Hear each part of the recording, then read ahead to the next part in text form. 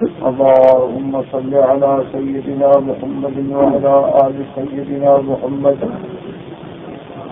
كما صليت على إبراهيم وعلى آل إبراهيم في العالمين إنك حميد مجيد. قال الله تبارك وتعالى في كلامه المجيد: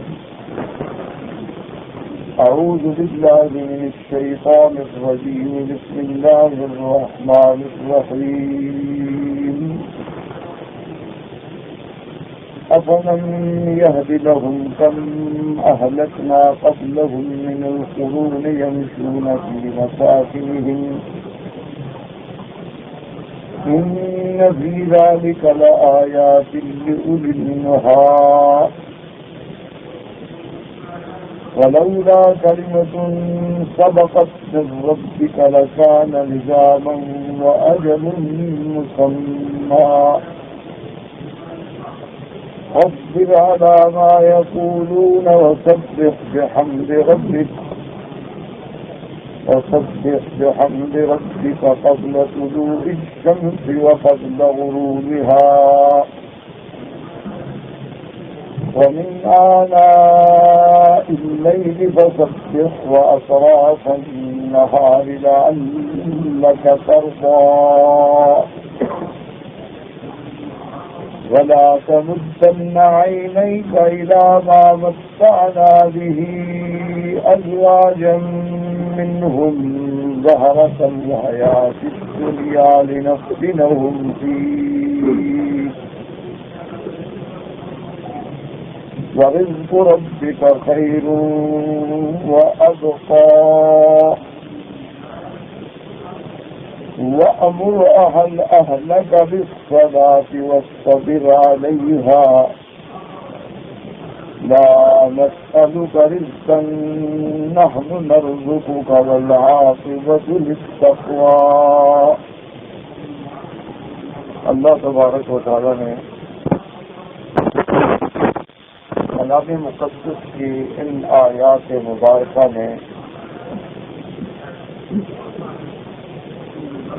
احوال ثالثہ کا ذکر فرمایا ہے اور اس کے بعد حضور صلی اللہ علیہ وسلم کی تسلیم قلب کے لیے ایک عظیم نسخہ عطا فرمایا ہے. جیسا کہ الحمدللہ اس سے پہلے سیدنا موسیٰ علیہ السلام کا قصہ مبارک بڑی تفصیل سے پڑھ چکے ہیں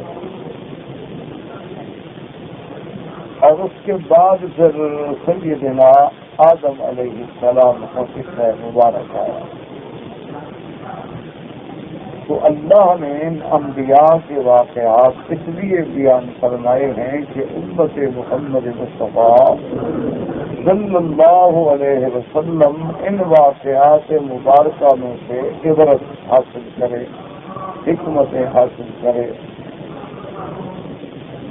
منافع اور فوائد حاصل کرے.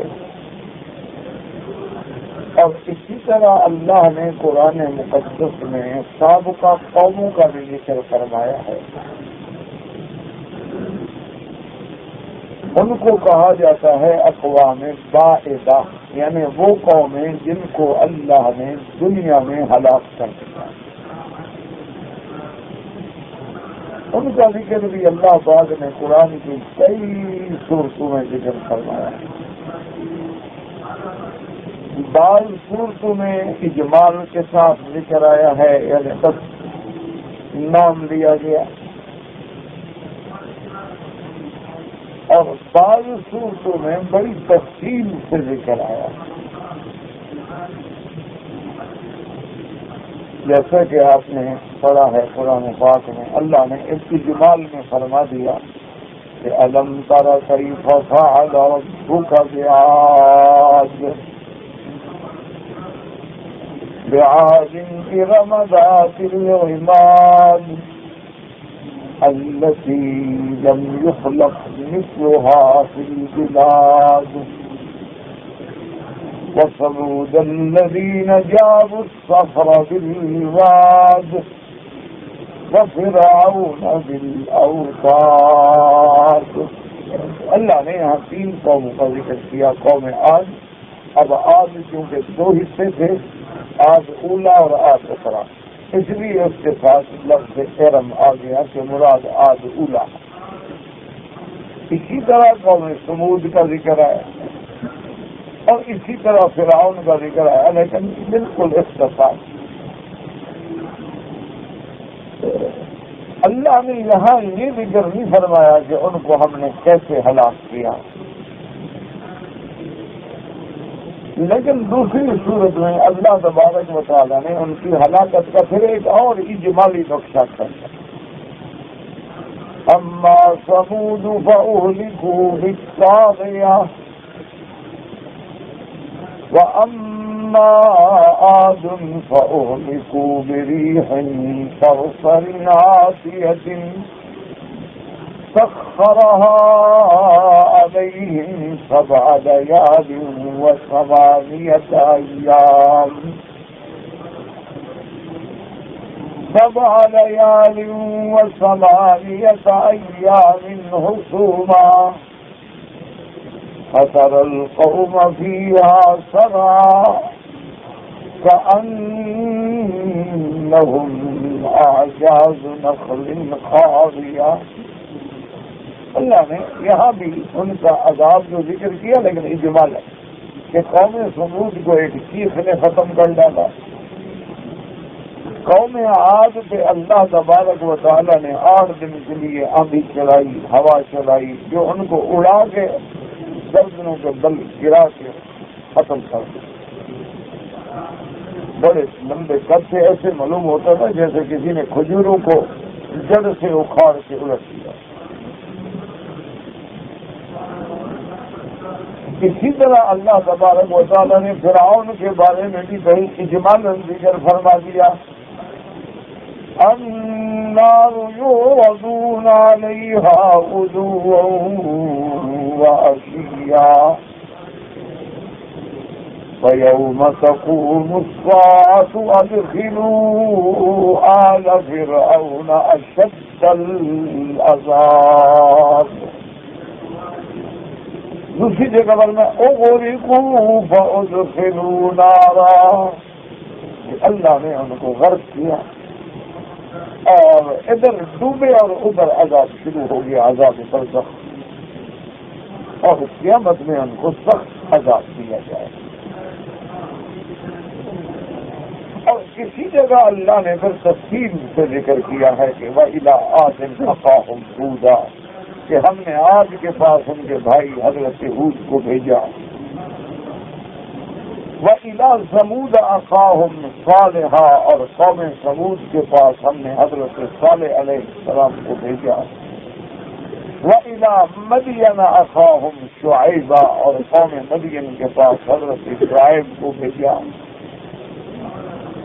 اور قوم لوط کے بعد حضرت لوط علیہ السلام کو بھیجا گیا. پھر ان کی تفصیل ہے کیسے تقدیر کی، کیسے انبیاء کا مقابلہ کیا، کیسے معجزات ربانی کا استہزاء کیا، اور پھر ان پہ اللہ کے کس طرح عذاب.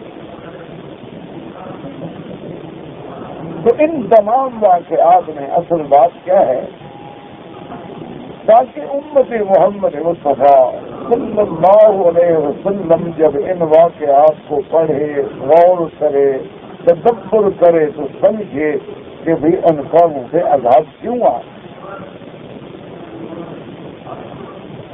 اگر وہی کام، وہی عمل ہم نے کیے تو ہم پہ بھی عذاب آئیں گے. جس طرح انہوں نے پیغمبر کی نافرمانی کی، جس طرح انہوں نے اللہ کی آیات کا انکار کیا، جس طرح انہوں نے معجزات ربانی کا تبصر اڑایا، مذاق اڑایا اور اس اونٹنی کو خود مانگا پھر خود اس کو ذبح کر دیا، کس طرح اللہ نے فرعون کو طاقت دی، ملک دیا، اقتدار دیا، فوجیں دی، دولت دی، محلات دیے، لیکن کیسے دماغ خراب ہوا. کس طرح اللہ نے قارون کو خزائن سے نوازا لیکن کیسا دماغ الٹ گیا. کس طرح اللہ نے نمرود کو اتنی بڑی طاقت دی، سلطنت دی، اقتدار کیا، لیکن حضرت ابراہیم کو جلانے کو تیار ہو گئے. پھر اس کے بعد ان کا انجام کیا ہوا؟ اسی لیے اللہ بار بار قرآن میں وعید کا ذکر کرتے ہیں تاکہ حضور کی امت جو ہے وہ سبق پکڑے کہ مکے والوں، اگر قوم آپ نے نافرمانی کی، انہوں نے تو حود علیہ السلام کی نافرمانی کی، تم تو میرے محمد بدری کی نافرمانی کر رہے ہیں. امام الانبیاء، ان کا انجام اگر ہلاکت ہوا ہے، تمہارا انجام نہیں ہلاکت. اور بعین ہی آج آپ دیکھ لیں کہ کفر اپنے قوت و طاقت کے نشے میں بدمست ہاتھی کی طرح چنگاڑ رہا ہے.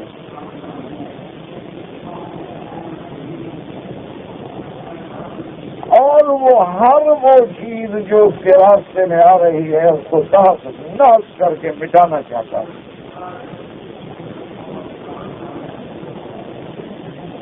اور امت مسلمہ کا کیا حال ہے کہ ٹکڑے ٹکڑے ہیں، آپس میں افتراق ہے، اختلاف ہے، اور اس کے بعد دین سے اتنی دوری ہو گئی ہے کہ اب مسلمان گھرانے میں جا کے بھی آدمی اندازہ نہیں لگا سکتا کہ یہ مسلمانوں کا گھر ہے. گھر گھر میں اوریانی ہے، گھر گھر میں گندی اور خبیث ظلموں کا راج ہے. گھر گھر کے اندر اللہ تبارک و تعالیٰ معاف فرمائے نہ نماز ہے، نہ روزہ ہے، نہ پردہ ہے، نہ حیا ہے، نہ غیرت ہے، نہ ایمان ہے.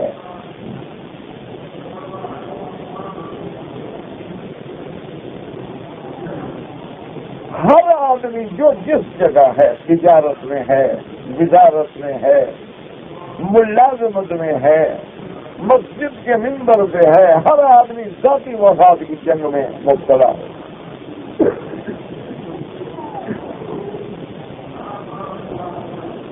کہ میرا گھر بن جائے، میرے بچے سنور جائیں، سارا محلہ اجڑتا ہے، اجڑ کے میرے پاس دولت آ جائے، کہیں سے آئے، ڈاکے کی ہو، جوئے کی ہو، لاٹری کی ہو، پرائز بانڈ کی شکل میں مل جائے، چوری کی شکل میں مل جائے، قمار کی شکل میں مل جائے، شراب بیچنے کی شکل میں مل جائے، منشیات بیچنے کی شکل میں مل جائے، دولت سے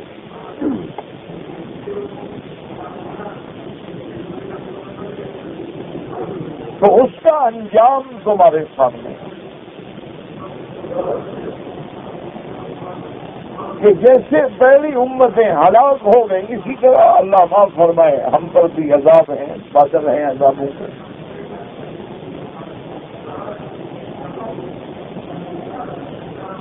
اور ان سب کا علاج کیا ہے جو اللہ نے قرآن میں اپنے نبی پاک صلی اللہ علیہ وسلم کو بتلایا.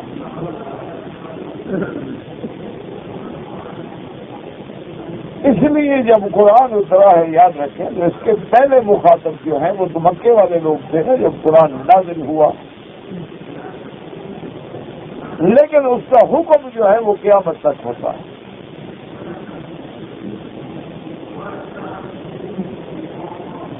اس لیے اللہ پاک نے حضور صلی اللہ علیہ وسلم کو فرمایا کہ افلم یہدی لہم. اب یہدی جو ہے مادہ وہی ہے ہدایت کا، ہدا کا. اس میں دو قول ہیں، یاد رکھیں. افلم یہدی لہم کم اہلکنا قبلہم من القرون افلم یہد لہم، کیا ان کو ہدایت نہیں پہنچی، ہدایت نہیں ہوئی؟ اب ہدایت کیسے پہنچی؟ میرے پیغمبر کے ذریعے یا میرے قرآن کے ذریعے؟ اللہ نے قرآن اتارا، ذالک الکتاب لا ریب فیہ ھدی للمتقین۔ جیسے فرمایا ان ھذا القرآن یہدی للتی ہی اقوم۔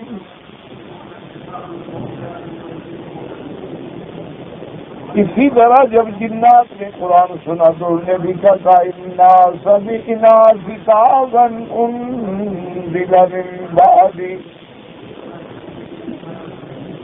انزل من بعد موسى مصدقا لما بين يديه يهدي إلى الحق وإلى طريق مستقيم۔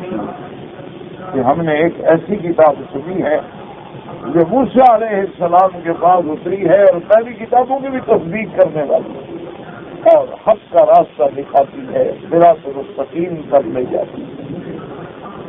اس لیے علماء نے فرمایا کہ کیا ان کو ہدایت نہیں پہنچی؟ کیا ان کے پاس میرا پیغمبر نہیں آیا؟ کیا ان کے پاس ہم نے قرآن نہیں بھیجا؟ میرے پیغمبر کی زبان مبارک سے کیا یہ قرآن نہیں سنتے؟ ان کو ہدایت کا سبق کبھی نہیں ملا؟ اور بعض علماء نے فرمایا کہ ان کی ذکر کے بجائے یعنی کیا ان کو اللہ نے ہدایت نہیں دی؟ ان کو نہیں بتلایا، اور رسول کو بھی تو اللہ نے بھیجا، اور قرآن جو ہے وہ بھی تو اللہ نے نازل فرمایا۔ اور پھر ان کی ہدایت کے لیے، ان کی عبرت کے لیے کم اہلکنا قبلہم من القرون، کہ ہم نے ان سے پہلے جتنی قومیں تباہ کر دی، ہلاک کر دی، اور وہ کوئی ایسی جگہ نہیں کہ یہ کہیں ہمیں پتہ نہیں ہلاک ہوئی کہ نہیں۔ یمشون فی مساکنہم، یہ خود مکے والے ان کی رہائش، ان کے گھروں میں، ان کی بستیوں میں گزرتے ہیں، چلتے ہیں۔ اللہ نے فرمایا کہ قوم عاد اور ثمود تو تمہارے سامنے ہے، جب تم شام کا سفر کرتے ہو تو اسی بستیوں سے تو گزرتے ہو، ہجر سے گزرتے ہو، ثمود سے گزرتے ہو، مدائن سے گزرتے ہو، ان کے اندر سے تم گزر کے جا رہے ہو۔ یہی یہ قوم آباد تھی۔ اسی طرح قوم لوط جو ہے، وہ جو آج اس دور میں ملک اردن کہلاتا ہے، وہ اردن کے علاقے کا ایک حصہ ہے جہاں قوم لوط تھی، جہاں آج بھی وہ پانی بحر میت کے نام سے کہلاتا ہے کہ اس پانی میں کوئی جاندار چیز زندہ نہیں رہ سکتی، جہاں اللہ کا عذاب آیا۔ تو کیا تم ان پر نہیں گزرتے ہو؟ تمہارے سامنے نہیں؟ کیا مینا بھی تم سے دور ہے کہ تم اصحاب فیل کے قصے میں وہاں سے نہیں گزرتے ہو؟ وادی محصر سے نہیں گزرتے ہو؟ حج پہ جاؤ تو وادی محصر سے گزرتے ہو۔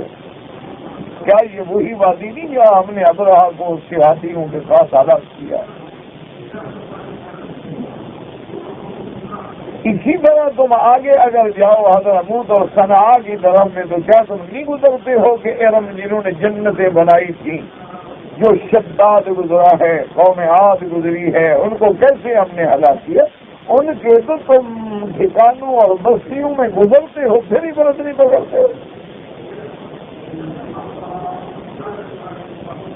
ہے نا، انسان کے لیے آدمی گزرتا ہے، دیکھتا ہے کھنڈرات ہیں، غور کرتا ہے، تدبر کرتا ہے، یار یہاں کا بھی کوئی محل ہوگا۔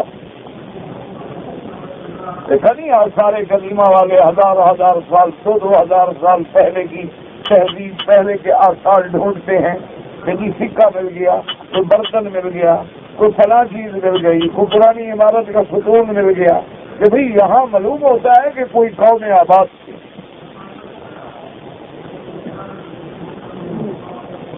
تو ان پر جب تم خود گزر رہے ہو ان کے اندر، تو یہ کتنی بڑی بدقسمتی ہے کہ آدمی آگ میں گزرے اور اس کو آگ کی تپش نہ آئے.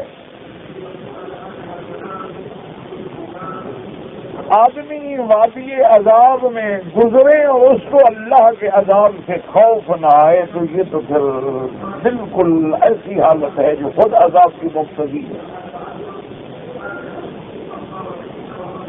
اللہ نے فرمایا کہ اگر تم غور کرو، اگر تم صاحب عقل ہو، ان فی ذلک لآیات لأولی النہی، ان اقوام کی ہلاکت میں عقل والوں کے لیے بہت بڑی نشانیاں ہیں، وہ سمجھ جاتے ہیں. نہا یاد رکھو کہتے ہیں عقل کو. نہاد اصل میں نہی سے ہے، منع کرنے والی، روکنے والی. تو عقل بندے کو روکتی ہے نا بھئی یہ آگ ہے پاؤں نہ رکھنا جل جائے گا، یہ آگے گڑا ہے پاؤں نہ رکھنا گر جاؤ گے، یہ آگے پھسلن ہے پاؤں رکھو گے تو پھسل جاؤ گے. عقل روکتی ہے تو رک جاتا ہے. تو عقل روکنے والی چیز ہے ہلاکت. تو جن میں عقل ہے جب وہ ان وادیوں میں گزرتے ہیں، ان عذابات کے مسامات سے گزرتے ہیں، تو فوراً اللہ کی طرف رجوع کرتے ہیں، اپنی حالت کو بدلنے کی کوشش کرتے ہیں. اب ان وادیوں میں گزرنے کے باوجود، قرآن پاک کی آیات کے سننے کے باوجود، میرے پاک نبی حضرت محمد رسول اللہ صلی اللہ علیہ وسلم کے فرامین، ارشادات اور رات دن دعوت تبلیغ کے باوجود اگر پھر بھی تم نہیں ڈرتے ہو تو پھر اپنے انجام کو سامنے رکھو. اب دوسری طرف حضور صلی اللہ علیہ وسلم کے لیے تسلی ہے کہ میرے محبوب آپ کے ڈرانے کے باوجود یہ نہیں ڈرتے، آپ کی ہدایت کے باوجود یہ ہدایت قبول نہیں کرتے، آپ کی دعوت کے باوجود یہ اسلام قبول نہیں کرتے، بلکہ الٹا میرے نبی کو کبھی شاعر کہتے ہیں، کبھی جادوگر کہتے ہیں، کبھی کاہن کہتے ہیں، کبھی نعوذ باللہ جھوٹ بولنے والا کہتے ہیں، کبھی افترا کرنے والا کہتے ہیں، کبھی دیوانہ کہتے ہیں. تو اللہ نے فرمایا آپ کو لازمی بات ہے کہ ان کے اس عمل سے تکلیف اور رنج پہنچتا ہے تو ہم آپ کو اس کا علاج بتائیں. اس میں علماء کے لیے، مبلغین کے لیے، مرشدین کے لیے، دعات کے لیے سبق ہے کہ جو ہم نے اپنے نبی کو بتایا ہے، اگر تمہاری بھی کوئی بات نہیں سنتا، تمہارا بھی دعوت کی طرف کوئی توجہ نہیں دیتا، بلکہ الٹا لوگ مذاق اڑاتے، دیکھو جی دیکھو یہ آ گئے بستر بند آ گئے، یہ دیکھو جی داڑیاں رکھ کے اور چادریں باندھ کے سنڈلیوں پر یہ دیکھو کارٹون آ گئے. تو ان کے لیے بھی وہی علاج ہے جو حضور صلی اللہ علیہ وسلم کے لیے علاج ہے. کیونکہ جب علماء رات دن دعوت دیتے ہیں، درس دیتے ہیں، قرآن پڑھاتے ہیں، حدیث پڑھاتے ہیں، تبلیغ کرتے ہیں، جمعہ پہ تقریریں کرتے ہیں، لیکن قوم تک سے مستی نہیں ہوتی. کوئی بہت بڑا زیادہ سے زیادہ آگے 2 رکعت جمعہ پڑھ کے کہتے چلو یار چلو چھوڑو بس بھائی آئین ٹائم چلیں گے جب نماز خرچ ہونے لگی، چھوڑو پتہ نہیں مولوی کیا کہہ رہا ہے، خام خواہ سننے کی کیا ضرورت. اسی لیے آج بھی آپ مسجدوں میں جائیں، بڑے بڑے شہروں میں، اگر 1 گھنٹہ اذان جمعہ سے پہلے تقریر اور درس شروع ہو جائے تو پوری مسجد میں 10 20 30 بوڑھے بیٹھے ہیں.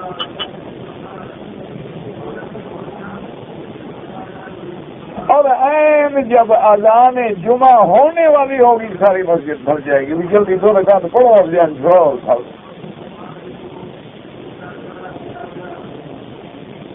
یہ عین ہر تقریباً ہر مسلمان ملک میں اور ہر مسجد کا یہ حال ہے، الا قلیل۔ بہت تھوڑے علاقے ہیں کہ جہاں ابھی بھی لوگوں میں ذوق ہے، وہ قرآن سننے کے لیے آتے ہیں، بیٹھتے ہیں، توجہ کرتے ہیں، سمجھنے کی کوشش کرتے ہیں، سمجھ نہ آئے پھر علماء سے پوچھتے ہیں۔ ان کے گھروں میں بھی الحمدللہ دین ہے، قرآن ہے، نماز ہے، تلاوت ہے، عبادت ہے، ورنہ مجموعی طور پر امت کا یہ حال۔ تو اب علاج کیا ہے جو حضور صلی اللہ علیہ وسلم کو بتایا کہ ایک تو اللہ نے یہ بتلا دیا کہ بھی جب یہ قومیں تقریب کر رہی ہے، جیسے آج کفر جو ہے دن آ رہا ہے، تو ان کو مٹا کیوں نہیں دیتے؟ اللہ تو قادر ہیں، اللہ تبارک و تعالیٰ چاہیں تو ان ظالموں کو ایک پلک جھپکنے سے پہلے اڑا دے، ان کو اپنے ہتھیاروں سے فنا کر ڈالیں۔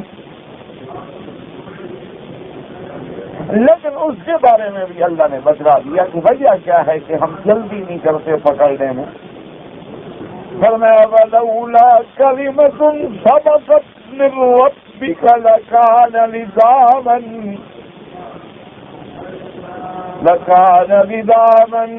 وَأَجَلٌ مُّسَمًّى۔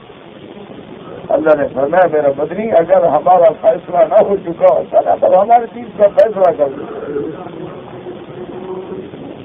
آسمانوں اور زمینوں کو بنانے سے پہلے ہم لکھ چکے ہیں کہ کس قوم کو کب عذاب دینا ہے، ان کا وقت مقرر ہے، اس سے پہلے ہم اپنے وعدے کو تو نہیں توڑتے۔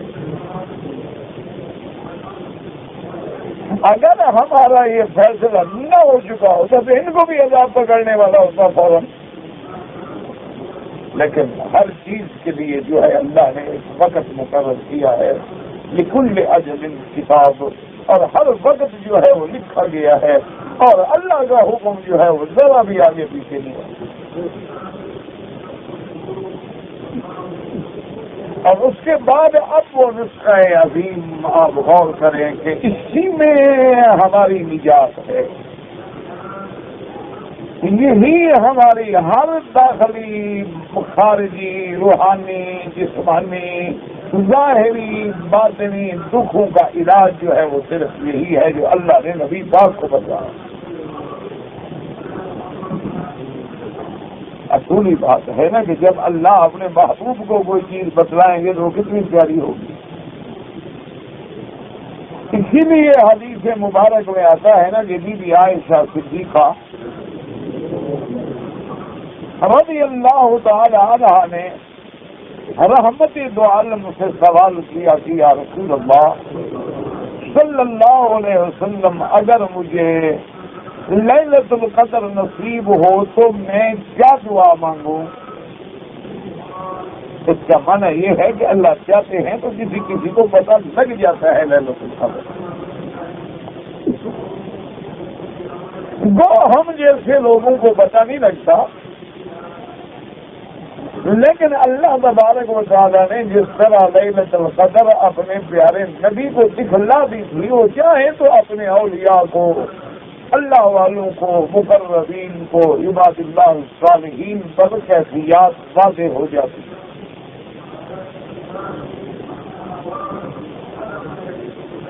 ان کو یعنی احساس ہو جاتا ہے کہ بھی آج جو ہے یہ رات لیلۃ القدر کی رات ہے۔ اور جو صحیح معنی میں اللہ کے بندے ہوتے ہیں، سیدھی بات ہے وہ ہر بات کو راز میں رکھتے ہیں، اور جو آج کل کے مداری ہوتے ہیں وہ تو دکان بنانے کے لیے باتیں کرتے ہیں، وہ تو اپنی دکانیں چمکاتے ہیں۔ جیسے فلکیات والے ہیں یا علوم نجوم والے ہیں، وہ اپنی خبریں دیتے ہیں، لیکن اللہ کیسے جھوٹا کرتا ہے؟ مثلاً کسی عید کا چاند دیکھ لو، تمام دنیا کے ماہرین فلکیات جو ہیں وہ اس بات پہ متفق تھے کہ یہ چاند اس رات نظر ہی نہیں آ سکتا۔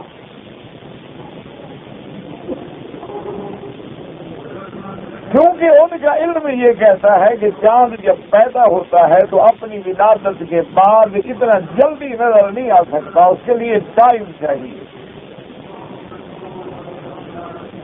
بعض 18 گھنٹے کہتے ہیں، بعض زیادہ کہتے ہیں، بعض اس سے زیادہ کہتے ہیں۔ بہرحال یعنی وہ یہ کہتے ہیں کہ یہ ممکن ہی نہیں ہو سکتا کہ آج رات چاند پیدا ہو رہا ہے اور آج رات ہی نظر آ جائے۔ اس لیے ان کے یہ حسابات جو تھے نا، تمام تقریباً فلکیات کے ماہرین اس بات سے متفق تھے کہ یہ چاند جو ہے ناممکن ہے، یہ نظر آ ہی نہیں سکتا، کیونکہ آج رات تو اس کی ولادت ہے، ولادت کے 18 گھنٹے سے پہلے وہ نظر نہیں آ سکتا، اور 1 گھنٹے کے بعد کیسے نظر آ گیا۔ لیکن دیکھ لیں کہ اللہ تبارک و تعالیٰ نے ان کے سارے نظام حساب کو توڑ ڈالا۔ اللہ کی رحمت سے ایک نہیں کئی لوگوں نے چاند دیکھا، حتیٰ کہ بعض لوگوں نے تو مجھے یہاں بات ذکر کیا کہ ہم نے حالت طواف کرتے ہوئے بھی چاند دیکھا ہے۔ حالانکہ میرے لیے بڑی حیرت کی بات تھی کہ بھی یہ جگہ تو سب سے نیچی جگہ ہے، اللہ کا کعبہ تو ایسے ہے جیسے پیالہ ہو زمین کا، ایسے بالکل نیچی جگہ میں ہے، وادی ہے نا، ہر طرف پہاڑ ہے، تو بھئی یہاں سے کیسے نظر آ گیا؟ لیکن ایک فقہ آدمی ہے، عالم ہے، وہ خود ماشاءاللہ بڑا علمی دسترس رکھتے ہیں، فقہ سے ان کی بڑی نظر ہے، اور اسلامک فقہ اکیڈمک بھی دیکھا، تو اللہ تبارک و تعالیٰ نے ان کے تمام نظریات اور تمام علوم جو تھے وہ جھوٹے ہو گئے، اور سرکار دو عالم کا فیصلہ برقرار رہا کہ بھائی دیکھ لو روزہ رکھ لو، دیکھ لو عید کر لو، نہ دیکھو تو پھر 30 دن پورے کر لو۔ تم ان باریکیوں میں نہ پڑو کہ ہیلی کاپٹروں پہ بیٹھو اور دوربینیں لگاؤ اور جہازوں پہ چڑھو اور چاند ڈھونڈنے بھاگ پڑو، پکڑو چاند کو، کوئی ضرورت نہیں ہے۔ ہم کوئی چاند کے پجاری ہیں کہ ہم ڈھونڈتے پھریں کہ حضرت آپ پیدا ہوئے ہیں، ابھی چھوٹے ہیں کہ بڑے ہو گئے ہو؟ ایک سیدھی سادی بات بتا دی جو ایک بچوں کو بھی سمجھ آ جائے، سومو لے لو یا دیکھو نظر آئے روزہ رکھ لو، نظر آئے افطار کر لو، عید کر لو، بس دونوں میں فرق ہے فقہا کے نزدیک کہ اگر تو چاند روزہ کا ہے تو ایک بندہ بھی عدل والا سچا بندہ گواہی دے دے تو روزہ رکھ لیں گے، لیکن اگر چاند عید کا ہے تو وہاں خبر مستفیض کی ضرورت ہوتی ہے کہ اتنے بندے کم از کم دیکھیں جن کو جھوٹا نہ کہا جا سکے۔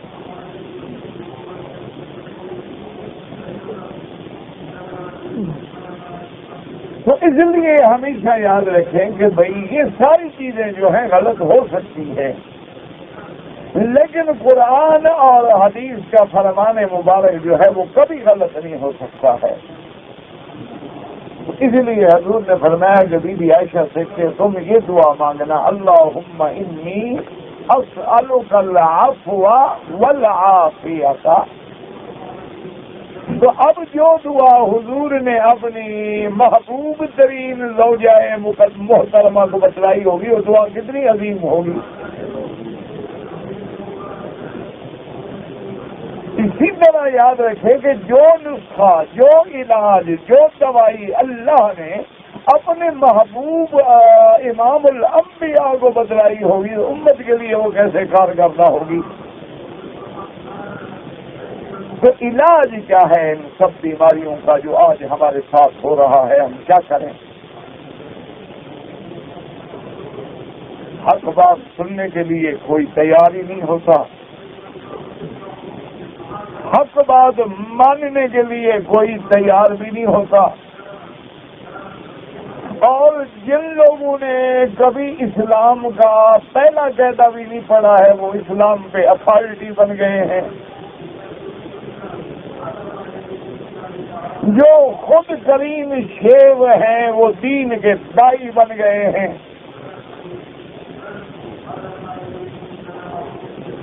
جو خود گم کرتا رہا ہیں وہ لوگوں کے لیڈر بن گئے ہیں۔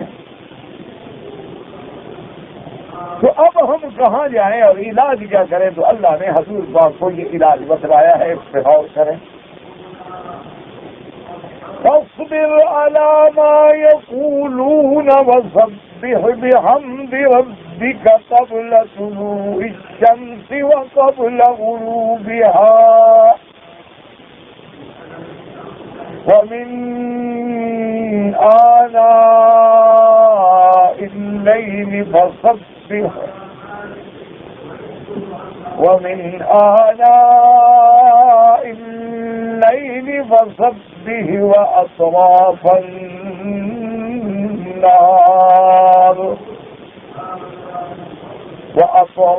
النهار لعلك ترضى۔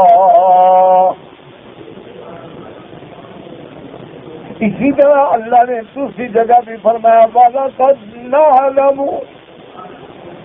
أَنَّكَ يَضِيقُ صَدْرُكَ بِمَا يَقُولُونَ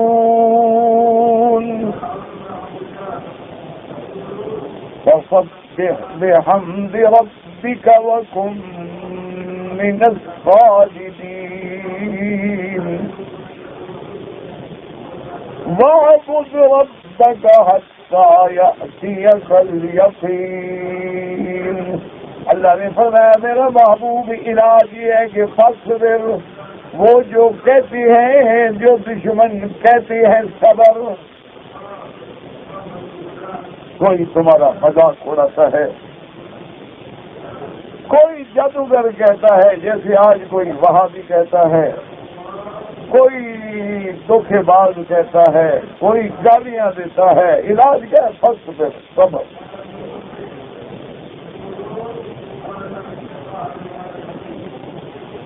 کہ ان کی ہر بات کو سننے کے بعد میرے محبوب صبر، اپنے نفس کو روک لیں، اس سے رہا۔ اور دوسرا علاج یہ ہے کہ یہ صبر کرنا بھی تو آسان کام نہیں ہوتا کہ تم گالی دو اور میں صبر کروں، بڑا مشکل کام ہے۔ اور پھر منہ میں کھڑے ہو کے، سامنے کھڑے ہو کے کہو، تو اس کا بھی ساتھ علاج بتلا دیا کہ میرے محبوب یہ مقام صبر کیسے ملے گا؟ اور سب پہ ہوئے ہم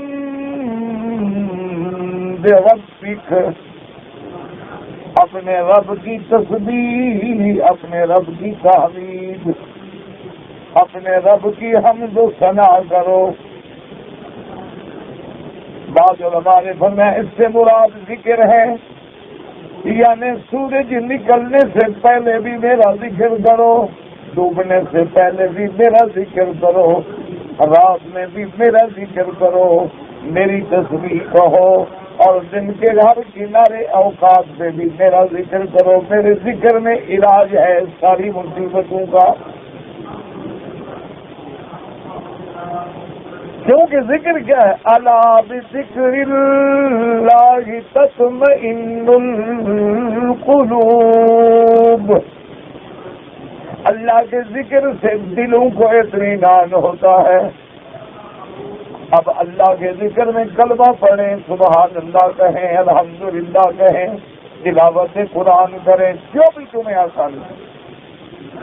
یہ علاج ہے میرا بدنی اپنے سکون کے لیے، اطمینان کے لیے اور تسلیم قلب کے لیے۔ ایک علاج ہے کہ میری تسبیح، تحمید، تقدیر اور میری ثنا بیان کرے، میرے ذکر میں آئے۔ اور بعض علماء نے فرمایا کہ اس میں اشارہ ہے کہ نماز، اسی لیے حدیث مبارک میں بھی آتا ہے اذا حضبہ امر بادر الى الصلاۃ، میرے مدنی کو جب کوئی مشکل پیش آتی تو فوراً نماز۔ اس لیے حکم ہے کہ تمہیں بھی کوئی مشکل پیش آئے نماز پڑھو۔ سلاسل حاجہ پڑھو، نفل پڑھو، دو سجدے میں اللہ کے آگے گر گراؤ، اللہ سے لو لگا لو. جب اللہ سے بات بن جائے تو بات ختم ہو گئی. تو بعض علماء نے فرمایا کہ اللہ نے یہ اوقات بھی بدلا دیے. فسبح بحمد ربک قبل طلوع الشمس وقبل غروبها، یعنی سورج نکلنے سے پہلے فجر کی نماز، سورج ڈوبنے سے پہلے ظہر اور عصر کی نماز، کہ قبل طلوع اور وہ قبل غروب آ گئی. کہ سورج نکلنے سے پہلے فجر کی نماز پڑھے اور سورج ڈوبنے سے پہلے ظہر اور عصر کی نمازوں کا ذکر آ گیا. وَمِنْ آنَاءِ اللَّيْلِ، اور رات کے کچھ حصے میں مغرب اور عشاء کا ذکر آ گیا. کیونکہ جب سورج ڈوب گیا تو رات ہو گئی، پہلے نماز مغرب آ گئی. شفق ڈوب گیا تو عشاء کا وقت آ گیا، وہ بھی رات میں آ گیا. اور اسی طرح پھر تہجد بھی آ گئی، رات کی ساری نفلیں آ گئی. تو اللہ نے علاج بتلا دیا کہ جب پریشانیاں ہیں، مصیبتیں ہیں اور لوگ دین کا استہزاء کر رہے ہیں، بس تم اللہ کے ذکر میں لگ جاؤ، اللہ کی عبادت میں لگ جاؤ، اللہ کی نماز میں لگ جاؤ، سب سے رخ موڑ کے ایک سے تعلق جوڑ لو. اسی لیے بعض اولیاء اللہ جو ہے نا وہ اپنے یعنی شاگردوں کو جب سبق پڑھاتے ہیں تو ان کا بھی پہلا سبق یہ ہوتا ہے کہ نظر بر قدم، کہ جب چلو تو اپنی نظر جو ہے نا پاؤں پہ رکھو. یوں نہ چلو دیکھو گے نا لوگوں کو آگے عورت بھی آ سکتی ہے. جب نظر نیچے ہوگی تو الحمدللہ کچھ بھی نہیں دیکھو گے. تو ان کی ہدایت کا مقصد یہ ہوتا ہے کہ نظر پر قدم کے بابا جب چلو نا نظر نیچے رکھ. اچھا اوپر دیکھنے والا ٹھوکر بھی کھا جاتا ہے، نیچے دیکھنے والا تو گڑے میں نہیں گرے گا نا. اور دوسرا ان کا سبق ہوتا ہے کہ خلوت در انجمن، کیا مانا کہ 1000 دوست بیٹھے ہیں، لوگ بیٹھے ہیں، باتیں کریں، تمہارا تعلق اللہ سے ہو، بس تم اللہ اللہ کرو. تم یہ سمجھو کہ میں اکیلا بیٹھا. لوگ تو آتے رہتے ہیں، ملتے رہتے ہیں، بیٹھے رہتے ہیں، لیکن تمہارا تعلق جو ہے وہ اللہ سے ایسا جڑ جائے کہ تیرے دل میں بھی اسی کا نام ہو، تیری زبان پہ بھی اسی کا نام ہو، تیرے سانسوں میں بھی اسی کا ذکر ہو.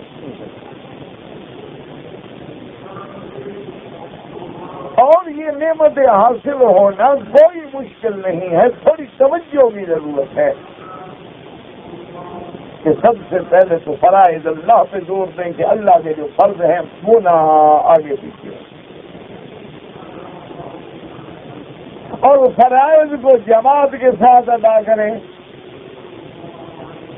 اور اسی طرح رات کا آخری پہر جو ہے، آخری حصہ جو ہے، یعنی رات کو 6 حصوں میں تقسیم کر لیں تو جو آخری حصہ بنے یہی وہ نزول رب کا وقت ہے، اور یہی وقت ہے رونے کا، مانگنے کا، منانے کا، لینے کا.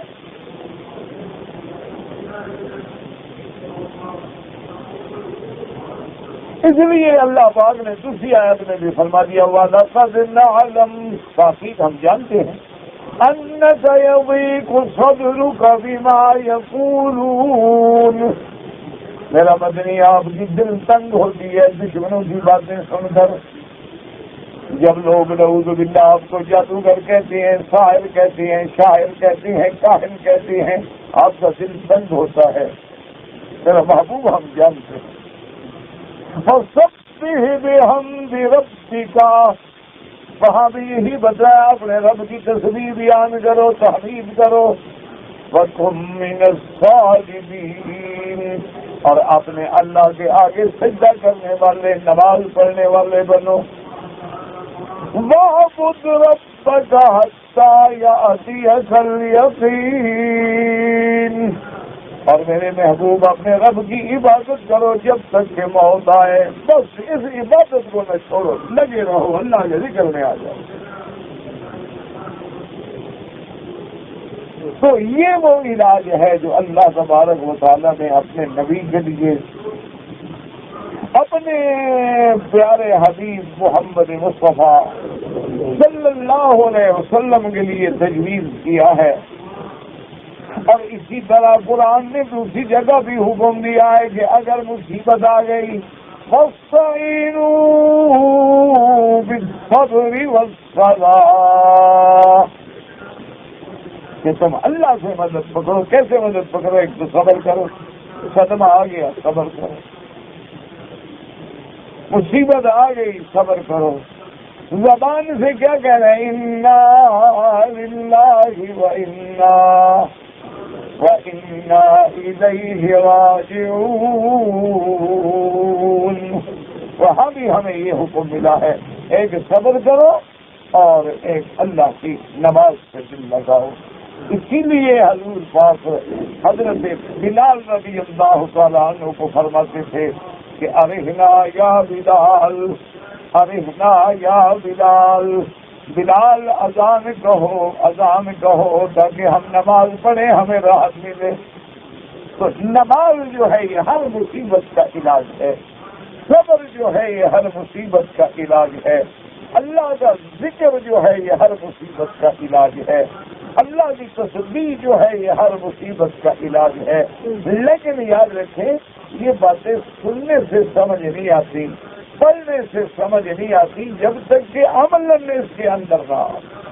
اب دیکھو نا, ایک پانی بہ رہا ہو, کسی کو کیا پتا گہرا ہے کہ چھوٹا ہے, اندر جاؤ گے تو پتہ لگے گا نا. اسی طرح اب آدمی کے سامنے ایک چیز رکھیے, پتہ نہیں ہے پانی اس کے اندر پھیکا ہے, میٹھا ہے, گرم ہے, ٹھنڈا ہے, کیا ہے, چکھو گے تو مزہ آئے گا نا. اس لیے اللہ کے ذکر میں بھی جب تک جڑو گے نہیں اس وقت تک مزہ نہیں آتا. پھر پڑھنے پڑھانے سے یہ باتیں سمجھ نہیں آتی ہیں. دعا کریں اللہ ہمیں بھی اور آپ کو بھی ذکر کرنے والا بنائے اور شاکرین ذاکرین میں بنائے. اللہ ہمیں غافلین میں نہ بنائے, اور اپنے ذکر کے جو صحیح طریقہ ہے وہ بھی نصیب فرمائے, اور ذکر پہ مداومت بھی نصیب فرمائے.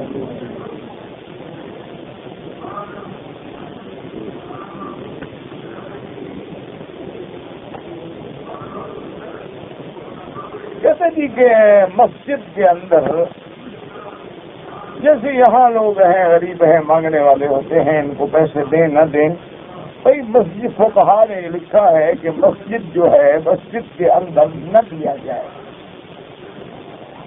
لیکن مشکل یہ ہے کہ یہ مسجد تو اتنی بڑی ہے کہ سارا مکہ ہی مسجد الحرام ہے, تو کہاں جائیں دینے. یہ تو مسجد اتنا بڑی ہے کہ سارا مکہ جو ہے نا وہ مسجد الحرام. اللہ نے فرمایا کہ مشرک جو ہے وہ مسجد الحرام میں داخل نہ ہو, تو کہاں روکیں گے اس کو جہاں سے حد حرم ہے. یہ تو نہیں کہ باب العمرہ کے باہر کھڑا رہے صرف اندر نہ آئے. تو معلوم یہ ہوا کہ سارا حرم جو ہے وہ مسجد الحرام. اسی لیے اللہ تبارک و تعالیٰ فرماتے ہیں کہ بھی حج تمتع کون کرے, قران کون کرے. بھئی جو مسجد الحرام میں رہنے والا نہ ہو, باہر سے آنے والا ہو, جو میقات سے آنے والا ہے اس کی مرضی ہے, وہ افراد کرے, وہ تمتع کرے, وہ قران کرے. مکے میں رہتا ہے تو اس کے لیے تو کوئی حل ہی نہیں ماں سوا کہ افراد کرے. ذالک لمن لم یکن اہلہ حاضر المسجد الحرام. جن لوگوں کے بال بچے مسجد الحرام میں رہنے والے نہ ہوں, تو اب مسجد الحرام میں تھوڑے بال بچے رہتے ہیں, شہر میں رہتا ہے یار کسی کے. تو معلوم ہوا کہ سارا حرم جو ہے وہ مسجد الحرام ہے, تو اب مجبوری ہے کہ کہاں جائیں گے نکل کے دینے کے لیے. اس لیے فقہا نے اجازت دی ہے اس مجبوری کے پیش نظر کہ آدمی دے سکتا ہے اگر مستحق ہے. اب وہ باطن کا علم اللہ کو ہے, ظاہر میں تو یہ عادی لوگ ہیں مانگنے والے.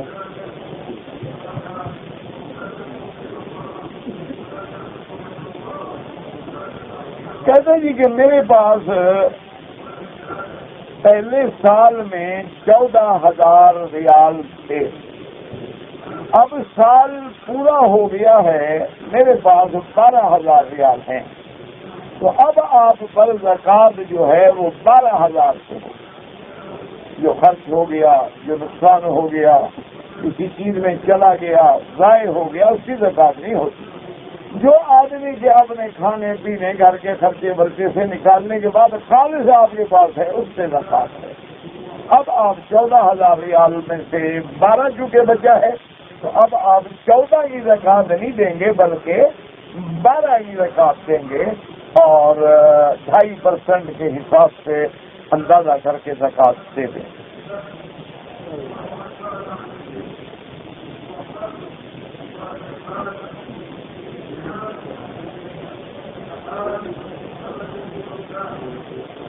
کہتے جی کہ مجھے ایجنٹوں نے میرے ساتھ محرم بنا کے بھیجا تھا، ٹکٹ بھی لے گئے، رقم وغیرہ دے کر 27 تاریخ کو وہ چلے گئے ہیں۔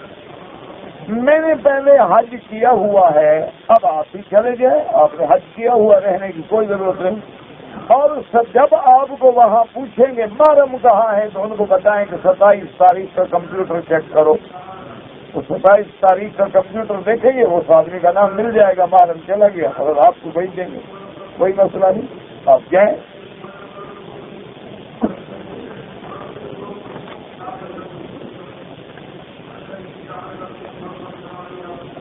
کہتے جی کہ ایک آدمی نے متعلقہ عورت سے جس کو طلاق ہوئی تھی، ابھی اس کی عدت نہیں گزری اور نکاح کیا، وہ نکاح نہیں ہوتا جب تک عدت نہ گزرے، کیا ہے توبہ کریں، دونوں میاں بیوی توبہ کریں اور عدت گزرنے کے بعد دوبارہ نکاح کریں۔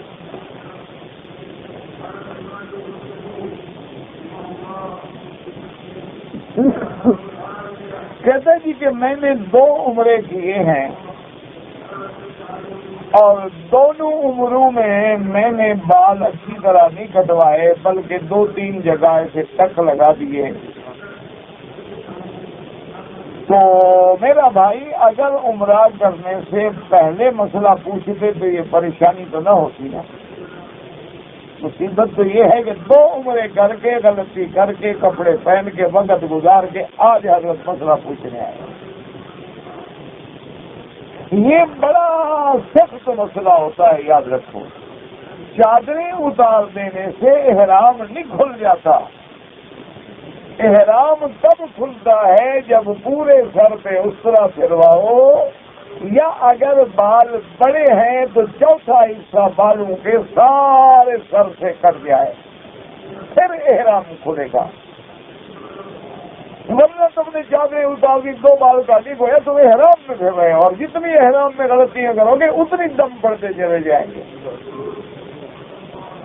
تو اب علاج یہ ہے کہ ایک دم ادا کرو، توبہ کرو، بال بھی کٹواؤ، اور آئندہ احتیاط کرو، اور اگر دم کے پیسے نہیں ہیں تو پھر 10 روزے رکھ لو۔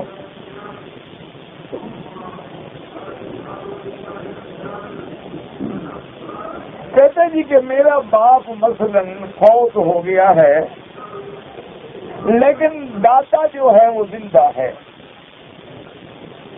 تو کیا دادے کی جائیداد میں پوتے کو حق ملتا ہے؟ بالکل نہیں۔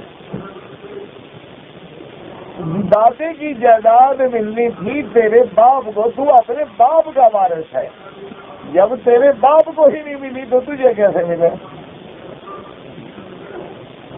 ایک موٹی سی بات یاد رکھو نا کہ تم کو جائیداد ملنی ہے، وراثت ملنی ہے اپنے باپ کی، نہ کہ دادا کی۔ تیرے دادا مر جاتے، ان کی جائیداد تیرے باپ کو ملتی، باپ مر گئے، ان کی جائیداد تجھے ملتی، لیکن باپ دادے کی زندگی میں فوت ہو گیا، لہذا مانے دادے کی جائیداد اس کو ملی ہی نہیں، تو تمہیں کیسے ملے؟ تو شرعاً تمہارا حق نہیں بنتا، لیکن اگر وہ خود مہربانی کر کے تمہیں کچھ عطیہ کر دے، کچھ دے دے، ان کی مہربانی ہے، ورنہ شرعی طور پہ تمہارا حق جو ہے وہ ختم ہو گیا۔ اسی لیے اصول ہوتا ہے شریعت کا کہ والدین جو ہیں وہ اپنی زندگی میں وصیت کر لیں، اپنی زندگی میں فیصلے کر لیں. ٹھیک ہے، ڈرتے ہیں کیوں، حالات ایسے ہیں کہ آج کل جائیداد اولاد کو کر دو نا، دوسرے دن گھر سے نکال دیتے ہیں. الحمدللہ اللہ کی مہربانی سے ایک دفعہ صرف جائیداد دینے کی دیر ہے آپ کو. انشاءاللہ شام کا کھانا بھی آپ کو نہیں کھانے دیں گے مصری تبارک و تعالیٰ. تو اس لیے لوگ ڈرتے ہیں کہ یار جو اسی جائیداد کی لالچ میں گھر تو آنے دیتے ہیں نا، تو جائیداد ان کو آپ نہ کریں، ان کے نام قانونی طور پہ انتقال نہ کریں، لیکن وصیت نامے کے اندر زندگی میں دے دو، تاکہ خدا نہ خاصا ایسے حالات ہو جائیں تو کل کو تیری اولاد دھکے تو نہ کھاتی پھرے. یہ تو نہ ہو کہ تیرے مرنے کے بعد وہ فقراء ہو جائیں بیچارے اور جائیداد سے محروم ہو جائیں. اس لیے آدمی کو زندگی میں یہ فیصلے کر لینے چاہیے. اور اگر اولاد فرما بردار ہے، ایسا ویسا کوئی خوف نہیں ہے تو زندگی میں بھی دے سکتے ہو، کوئی مسئلہ نہیں. ورنہ وراثت جو ہے وہ مرنے کے بعد.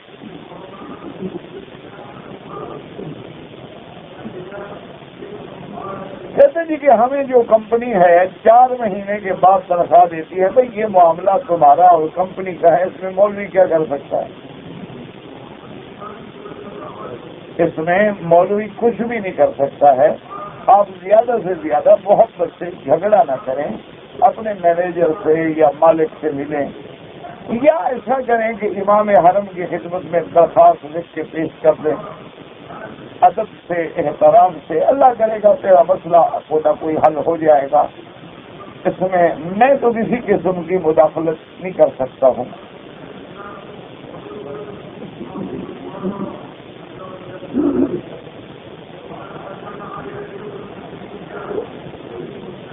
کہتے جی کہ ہم نے عمرہ کیا تھا، عمرہ کرنے کے بعد پھر ہم مدینہ منورہ گئے. مدینہ منورہ سے واپس آتے ہوئے ہمارا ارادہ عمرے کرنے کا نہیں تھا، اس لیے ہم نے میاں بیوی نے عمرہ نہیں کیا. کئی امام ابو حنیفہ رحمۃ اللہ علیہ تو بڑے سخت ہیں، وہ فرماتے ہیں مدینہ میقات ہے اور بغیر احرام کے آؤ گے تو عمرہ بھی قضا کرنا پڑے گا اور دم بھی دینی پڑے گی. وہ کہتے ہیں کہ اگر ہمارے منشے پر ہے تو پھر میقات بنانے کی ضرورت ہی کیا تھی؟ میقات اسی لیے تو بنایا گیا ہے کہ کوئی بغیر احرام کے نہ گزرے. لیکن باقی ائمہ جیسے امام احمد بن حنبل رحمۃ اللہ علیہ اور قول میں امام شافعی رحمۃ اللہ علیہ بھی فرماتے ہیں کہ اگر اس بندے کا ارادہ عمرے کا ہے اب نہ کرے تو دم دینی پڑے گی،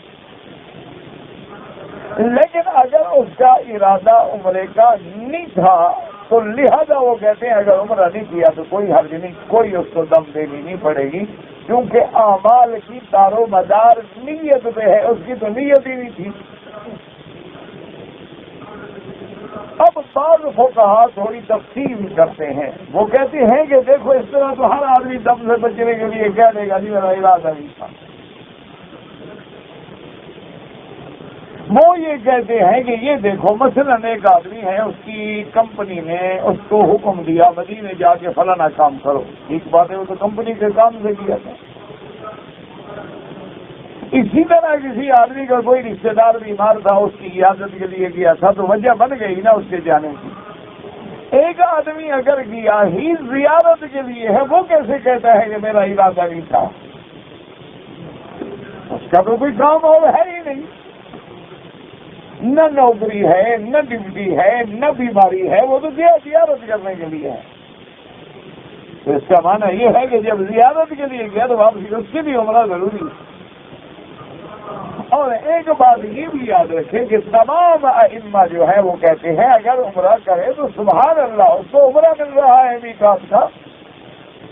یعنی فرق صرف اتنا ہے کہ دو ائمہ کے نزدیک نیت نہ ہو تو دم نہیں پڑے گی. وہ بھی یہ نہیں کہتے کہ عمرہ نہ کرو، وہ بھی کہتے ہیں، سب کہتے ہیں کہ عمرہ کرو، افضل ہے کہ تم میقات سے آ رہے اور اللہ تمہیں مفت میں عمرہ دے رہے ہیں.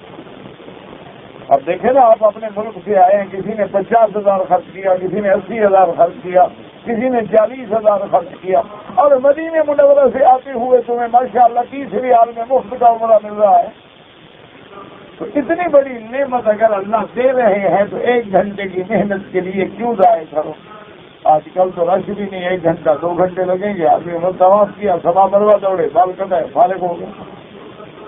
بہرحال ہم نہیں کیا، آپ ایک بکری دم بھی تھے اور اس کے بعد عمرہ بھی کریں۔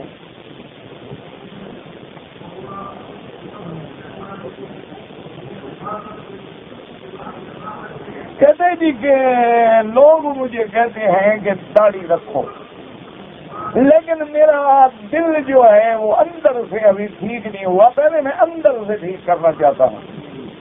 اگر ناپاک ہو جاؤ، اندر سے نہاؤ گے یا باہر سے نہاؤ گے؟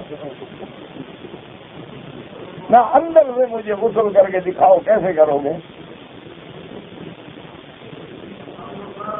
یعنی غسل کرنا ہو تو باہر سے، کپڑے پہننے ہوں تو باہر سے، اور کھانا کھانا ہو تو باہر سے جناب نوالے اندر ڈالو۔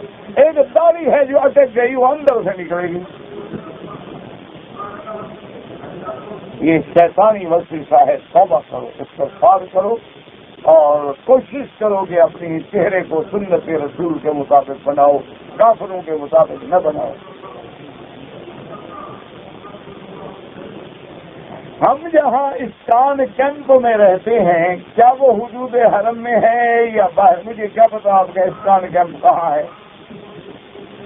مجھے کیا پتا اسکان کہاں ہے؟ اسکان تو کئی ہیں، اللہ عالم، جنہوں نے بنایا ان سے پوچھ لو، کون سی مشکل بات ہے بھائی؟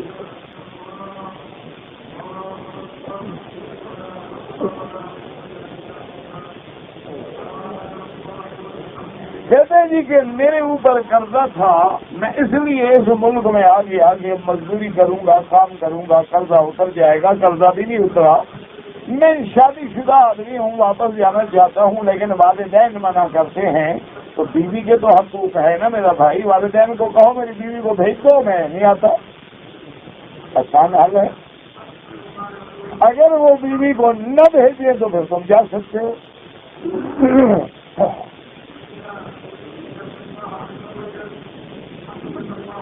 کہتے جی کہ کسی عالم کے درس میں بیٹھنا افضل ہے یا طواف کرنا؟ طواف نفلی عبادت ہے، دین سیکھنا تو فرض ہے۔ دین سیکھو گے تو طواف کرو گے، یہ روز نہیں پوچھ رہے کہ بال نہیں کٹائے، تک لگایا، فلاں کیا، یہی ہے نا دین سیکھتا تو کیوں کرتا؟ تو دین سیکھنا جو ہے، طلب العلم فریضۃ علی کل مسلم و مسلمۃ، علم کا حاصل کرنا تو فرض ہے۔ جب تک علم نہیں ہوگا نماز کیسے ہوگی، طواف کیسے ہوگا، عمرہ کیسے ہوگا، حج کیسے ہوگا؟ نفلی عبادات میں افضل جو ہے وہ طواف ہے۔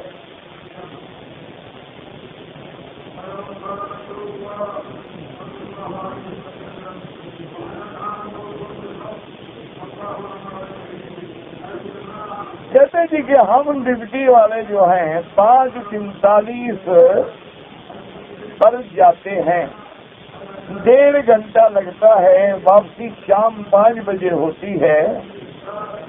یہ سمجھ نہیں آیا مسئلہ کہ نماز ظہر اثر کیسے پڑھیں؟ کیوں، کیا ہو گیا؟ نماز جب وقت ہو گاڑی روک دو، پڑھ لو، کیا مشکل کیا ہے؟ مسلمانوں کی گاڑی ہے، کافروں کی تو نہیں۔ جہاں نماز کا وقت ہو جائے گاڑی روکو، اللہ اکبر، نماز پڑھو۔ کہتے ہیں کہ کچھ لوگ ایسے بھی ہیں جن کے پاس ہر چیز ہے، لیکن وہ رمضان المبارک میں یا آگے پیچھے بھیک مانگتے رہتے ہیں۔ اللہ بچائے، دعا کرو اللہ سوال سے بچائے۔